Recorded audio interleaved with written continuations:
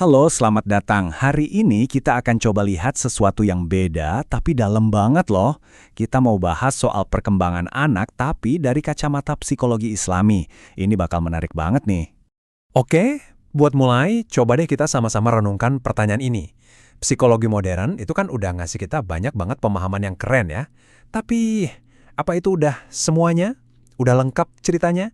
Ternyata nih, ada yang merasa kayaknya ada satu kepingan puzzle penting yang ketinggalan, yaitu dimensi spiritual.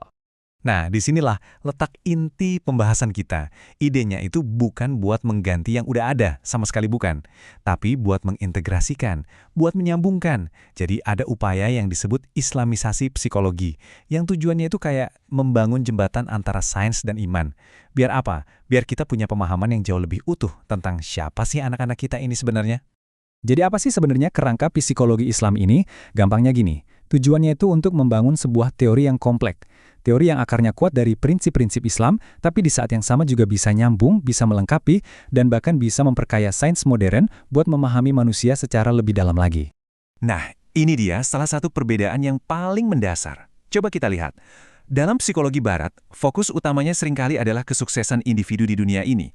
Gimana caranya biar kita berhasil, bahagia di kehidupan sekarang. Sementara dalam pandangan Islam, tujuan akhirnya itu lebih jauh lagi, yaitu kesuksesan di akhirat. Cara pandang yang beda soal tujuan akhir ini tentu saja mengubah segalanya, termasuk cara kita memandang masa kecil anak. Yuk kita bedah lebih dalam lagi. Gimana titik awal yang beda ini ternyata bisa menghasilkan pendekatan pengasuhan dan pendidikan yang, bisa dibilang bertolak belakang. Ini kontrasnya kelihatan banget ya. Di satu sisi, ada pemikir barat seperti Freud yang bilang kalau manusia itu lahir dengan dorongan-dorongan yang pada dasarnya egois atau bahkan negatif.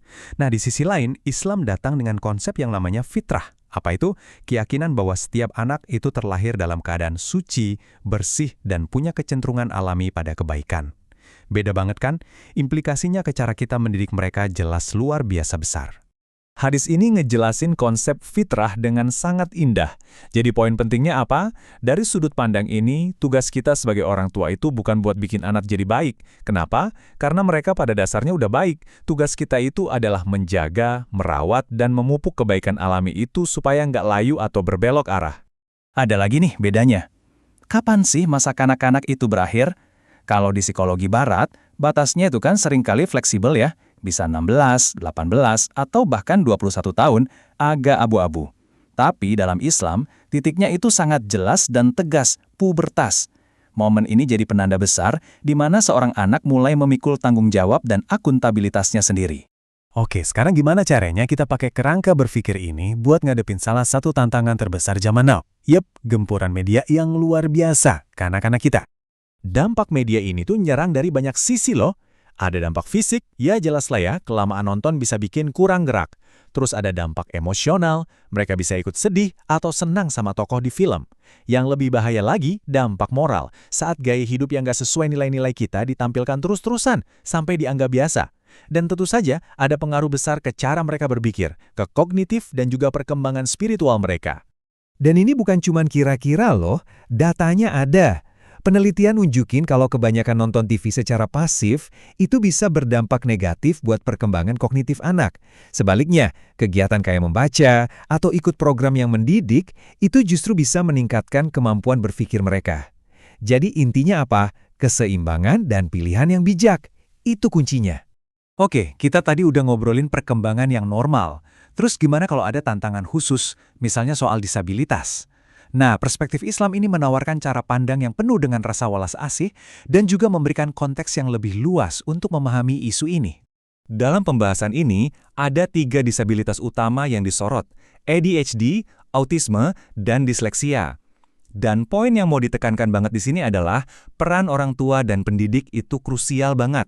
Kenapa? Karena mengenali gejalanya dari awal, lalu mencari diagnosis dan penanganan yang tepat sesegera mungkin, itu adalah kunci utamanya. Jadi gimana nih kelanjutannya? Nah, ini yang seru. Pengembangan bidang ini tuh bukan sesuatu yang udah selesai dan kaku. Ini adalah proses yang masih terus berjalan, masih aktif, dan ini bisa dibilang adalah sebuah undangan terbuka buat kita semua untuk ikut berkontribusi. Ternyata prosesnya itu bisa kita ringkas jadi 3 langkah sederhana, dan ini bisa dilakukan siapa aja. Pertama, temukan celahnya. Cari area di mana psikologi modern rasanya belum punya jawaban yang memuaskan. Kedua, tawarkan solusinya dari sudut pandang Islam. Dan ketiga, ini yang paling penting ya, diteliti, diuji dan buktikan manfaat dari solusi yang kita tawarkan itu. Sebagai penutup, saya mau ajak kita semua merenungkan pertanyaan ini. Di tengah dunia kita yang serba cepat dan modern ini, jangan-jangan beberapa jawaban terbaik untuk tantangan-tantangan kita sekarang justru tersimpan dalam kebijaksanaan kuno yang diwariskan turun-temurun. Kira-kira gimana menurut Anda?